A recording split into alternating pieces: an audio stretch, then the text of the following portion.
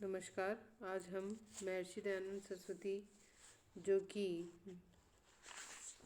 प्रथम वर्ष के द्वितीय इकाई का दूसरा टॉपिक है विचारकों में। तो चूँकि हम सभी लोग दयानंद सरस्वती से परिचित हैं, उनके दो नारे हैं वो मैं आपको बताना चाहूँगी। वेदों की ओर लौट चलो, भारत भारतीयों के लिए।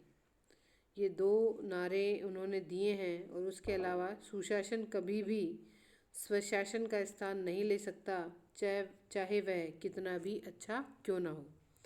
उनके ये विचारों में हमें साफ साफ नज़र आ रहा है कि सुशासन और स्वराज्य की तरफ जिस प्रकार का आंदोलन चल रहा था, उस आंदोलन में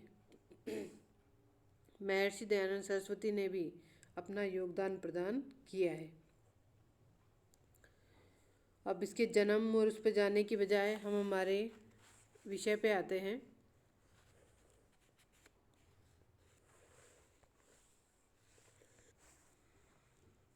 तो महर्षि दयानंद सरस्वती के जीवन परिचय के बारे में हम लोग देख रहे हैं। तो आधुनिक भारत में राष्ट्रवाद का उद्घोष करने वाले विचारक हैं। आधुनिक भारत जो शुरुआत होती है उसमें राष्ट्रवाद की बात करने वाले जो पहले विचारक हैं वो महर्षि दयानंद सरस्वती ही हैं। उनका जन्म गुजरात के टंकारा नगर में 1824 में हुआ।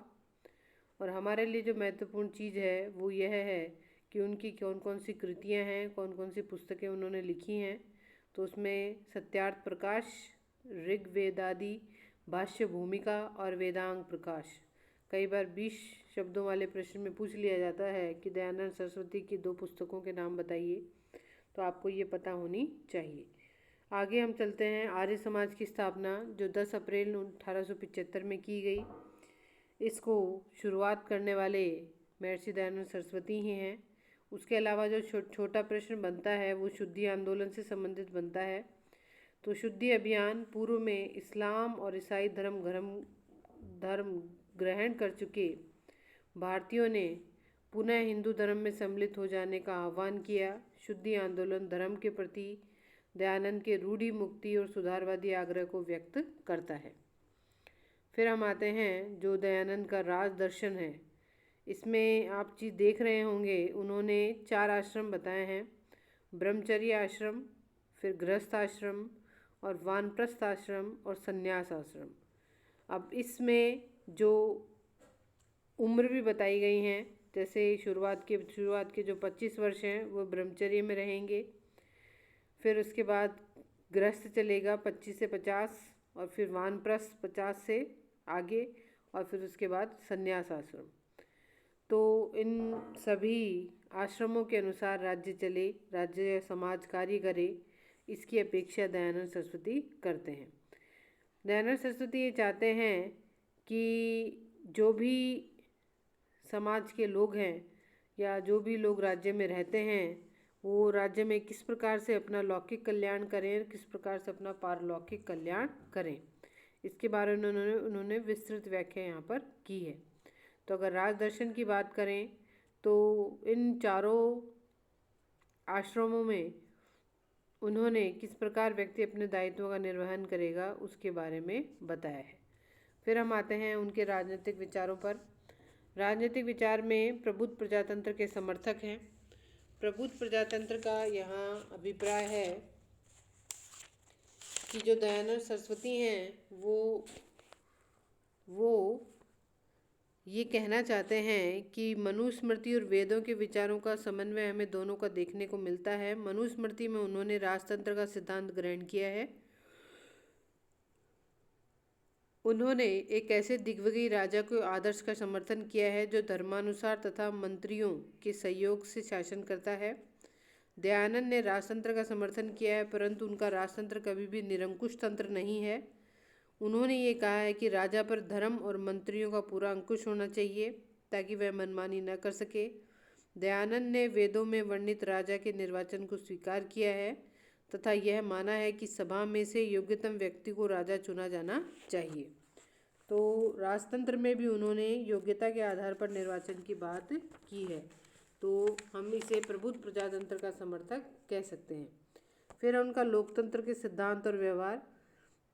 दयानंद ने सर्वप्रथम प्रजातांत्रिक शासन प्रणाली के आधार पर आध्यात्मिकता से परिपूर्ण धर्म और संस्कृति की आधारशिला पर राष्ट्रीयता के सुंदर सुदृढ़ अजय दुर्ग के निर्माण को अपूर्व योजना बनाई। इसके अंतर्गत हर व्यक्ति का गुण कर्म स्वभाव के आधार पर ही विकास हो सकता है। कोई किसी भी व्यक्ति का किसी भी क्षेत्र में शोषण नहीं कर सकता।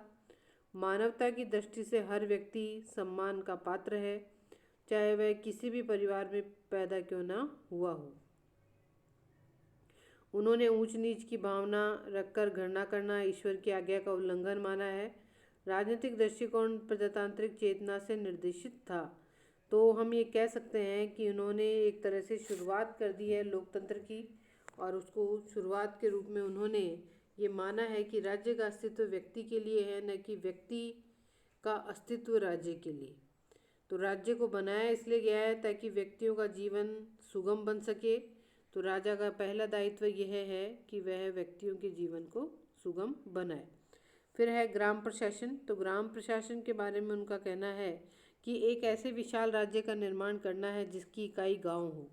आश्चर्य की बात यह है कि गांधी जी से पहले दयानंद ने गांवों की राजनीतिक और आर्थिक व्यवस्था के पतन पर खेद प्रकट किया, और साथ ही वे चाहते थे। उन्होंने अपनी पुस्तक सत्यार्थ प्रकाश में ग्राम प्रशासन का विस्तृत वर्णन भी किया है।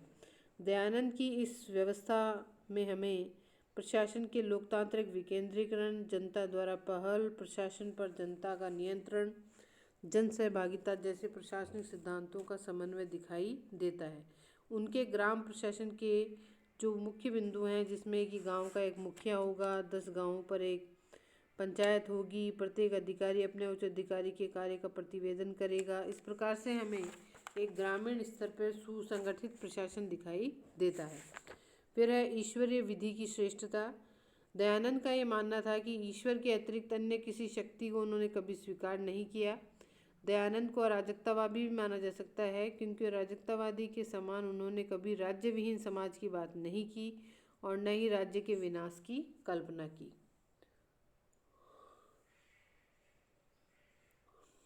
फिर है सापेक्ष अहिंसा के सिद्धांत का समर्थन। उन्होंने जैन धर्म और गांधी जी की अहिंसा को स्वीकार करते हुए उन्होंने कहा कि दयानंद अहिंसा की निरपेक्षता के सिद्धांत में संशोधन करते हैं। उनका कहना है कि जिस प्रकार ईश्वर पापियों को दंडित करते हैं, उसी प्रकार से अपराधी को भी दंड देने का राज्य को पूर्ण अधिकार है। इसमें कुछ भी अनुचित नहीं है। कुछ वेद मंत्रों में ईश्वर ने न्याय के सिद्धांत का उल्लंघन करने वाले को पराजित करने व दंड देने की प्रार्थना भी की गई है। इस प्रकार से अंत में उन्होंने अंतर्राष्ट्रीयतावाद का समर्थन किया, और वो चाहते थे कि विश्व वसुधैव कुटुंबकम की भावना से आपस में मिलजुल कर आगे बढ़े। और इसलिए दयानंद कहते थे कुणवंतो विश्व मार्यम, मतलब पूरे विश्व को एक संस्था या एक संघ मानते हुए सबको विश्व बंधुत्व के रूप में आगे कार्य करना चाहिए। एक राष्ट्र निर्माता के रूप में अगर हम दयानंद को देखें, तो दयानंद जो है एक राष्ट्र निर्माता भी हैं, क्योंकि उन्होंने भारतीयों को एहसास कराया कि वे एक शानदार और श्रेष्ठ अतीत और परंपरा के वारिस हैं। वे अपने अधिकार में एक महान राष्ट्र रखते हैं। उन्हें अपने धर्म का परित्याग नहीं करना चाहिए। अपनी भाषा, विशेषकर राष्ट्रभाषा हिंदी का विकास करना चाहिए। वे पहले नेता थे जिन्होंने डॉक्टर अलेक्जेंडर डम्फ जैसे ईसाई प्रचारकों, ईसाई आक्रमणों का प्रतिवाद किया।